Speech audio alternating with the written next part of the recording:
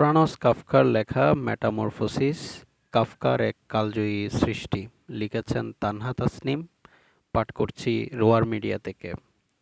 এক সকালে গ্যাগর সামসা অস্বস্তিকর সব স্বপ্ন থেকে জেগে উঠে দেখল সে তার বিছানায় এক দৈত্যাকার পোকায় রূপান্তরিত হয়ে পড়ে আছে। মাত্র ৩৯ বছরের সংক্ষিপ্ত জীবনে অল্প কিছু লেখার মাধ্যমে বিংশ শতাব্দীর আধিপত্যশীল ও অন্যতম প্রধান লেখক ফ্রানজ কাফকা। তার সবচেয়ে বিখ্যাত গল্প মেটামরফোসিস বা রূপান্তরের প্রথম লাইন এটি। বিশ্বসাহিত্যের সকল গল্পের মাঝে একে সবচেয়ে বিখ্যাত বাক্য বললেও অত্যুক্তি হবে না। কি করে একটি মাত্র বাক্যে পুরো গল্পটির আভাস দেয়া যায় এবং একই সাথে পুরো গল্পটি পড়ার জন্য আগ্রহী পাঠককে আকৃষ্ট করা যায়, তার উৎকৃষ্ট উদাহরণ মেটামরফোসিস। গল্পের প্রধান চরিত্র গ্যাগর সামসা একজন ভ্রাম্যমাণ সেলসম্যান। কোনো এক সকালে নিজের ক্লান্ত জীবনের ভাবনা নিয়ে ভাঙা ঘুমে অদ্ভুত এক স্বপ্ন দেখে জেগে ওঠে নিজেকে একটি বিশাল আকৃতির পোকা হিসেবে আবিষ্কার করে গ্রেগর। গল্পের নামকরণের যথার্থতা চোখে পড়ে প্রথম দৃশ্য থেকেই।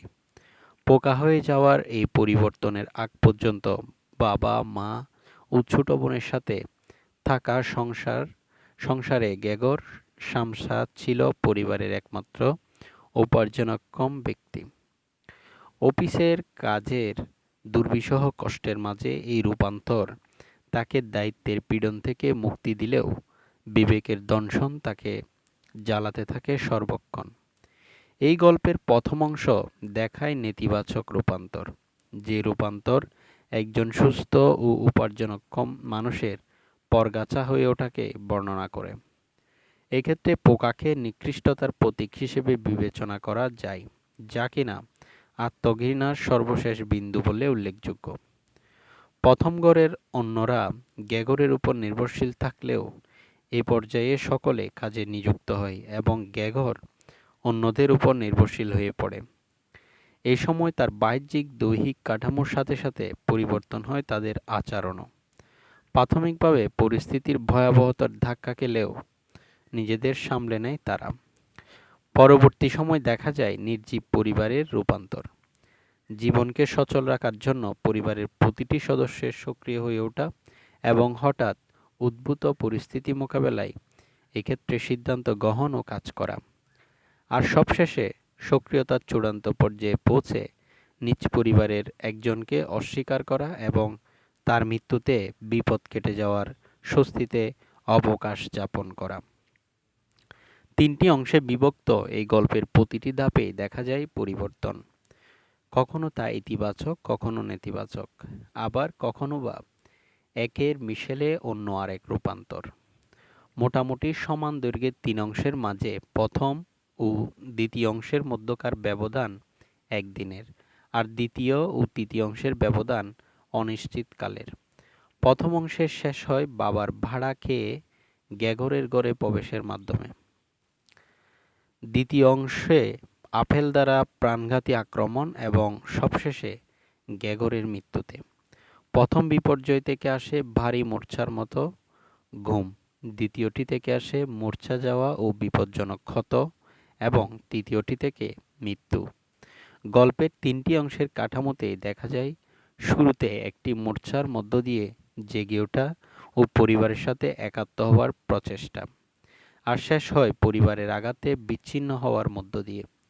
শেষ অংশে যখন বোন বোঝায় গ্রেগর আসলে তাদের পরিবারের কেউ না, সে আসলে একটি কীট, তখন নিজেকে অবাঞ্ছিত বলে স্বীকার করে নেওয়ার মধ্য দিয়ে নিজেকে বিচ্ছিন্নতার হাতে সঁপে দেয় সে এবং গ্রহণ করে মৃত্যুকে। বিজ্ঞানসম্মত বাস্তবতা থেকে অনেক দূরবর্তী প্রেক্ষাপটে তৈরি এই গল্পে অবাস্তব কল্পনার ঘটনারাজির বাস্তব ধারায় চিত্রায়নের বিরোধ ও মিলন গল্পটিকে দাঁড় করায় অদ্ভুত কোনো স্বপ্নের কাঠগড়ায়। রিয়ালিস্ট আবহের মাঝে ছুড়ে দেওয়া এক এক্সপ্রেশনিস্ট বোমা এই গল্প। উদাহরণস্বরূপ বলা যায় পোকাটির কথা। প্রথমত, একজন মানুষের বাহ্যিক অবয়ব সম্পূর্ণ পরিবর্তনকে এতটা সরলভাবে লেখক তুলে ধরেছেন যে যেন এই খুব স্বাভাবিক একটি ঘটনা। আবার সেই পোকাটির প্রকৃতি বর্ণনাও ঠিক যৌক্তিক নয়। এ যেন লেখকের নিজের তৈরি কোনো এক অদ্ভুত পরজীবী। গ্যাগর পোকা হয়ে সে বীভৎস জীবন কাটায়। লেখক সেই অভিজ্ঞতাকে জড়িয়ে দেন সঙ্গীতের সাথে। খাবারে অনাগ্রহী গ্যাগরের পুষ্টির উৎস হয়ে ওঠে সঙ্গীত। গল্পে গ্যাগর শুধু নিষ্ঠুরতার শিকার নয়, পরিবারের জন্যে আত্মত্যাগের এক প্রতীক হয়েও সামনে আসে সে। নিটশেয়ান ক্ষমতার কামনায় বেঁচে থাকা পরিবারের বাকি সদস্যরা বসন্তবেলায় খুশি মনে ট্রেনে ঘুরতে বেরোয়।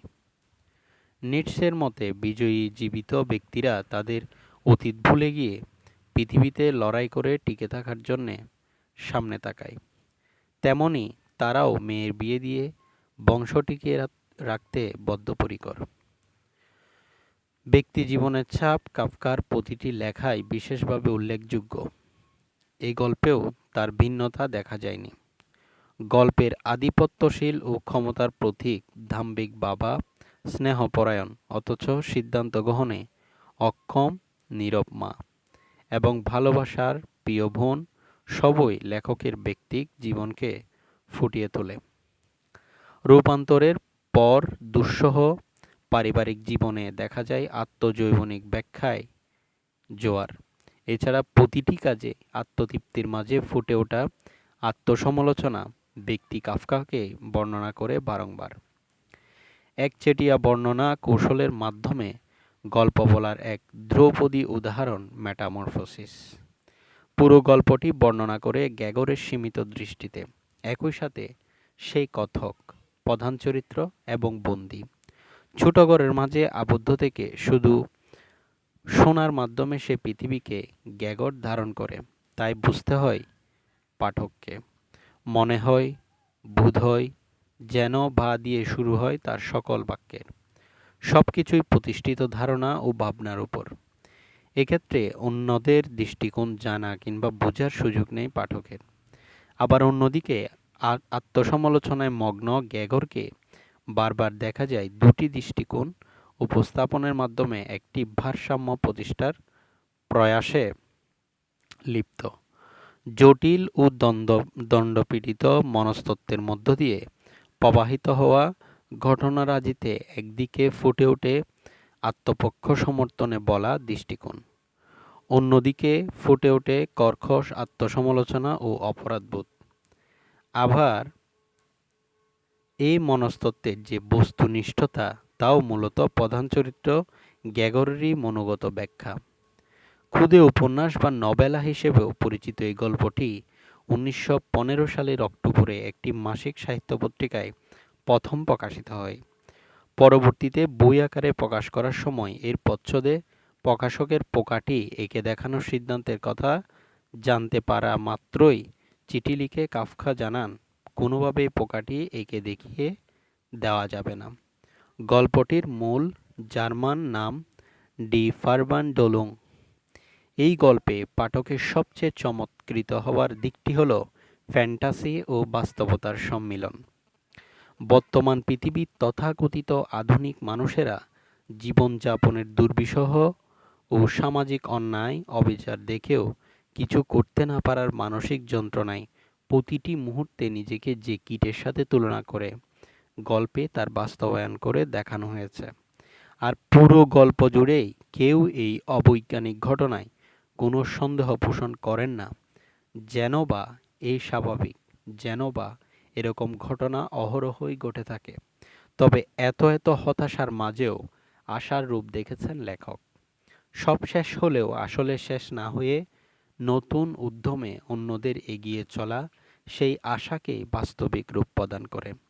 মানুষের মধ্যকার দ্বন্দ্ব, বিচ্ছিন্নতা ও মনোজাগতিক টানাপোড়েনই বারবার ফুটে উঠেছে ফ্রানজ কাফকার লেখায়।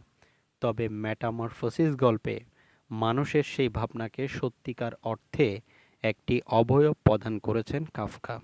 নিঃসন্দেহে গল্পটি বিশ্বসাহিত্যের এক অনন্য সম্পদ।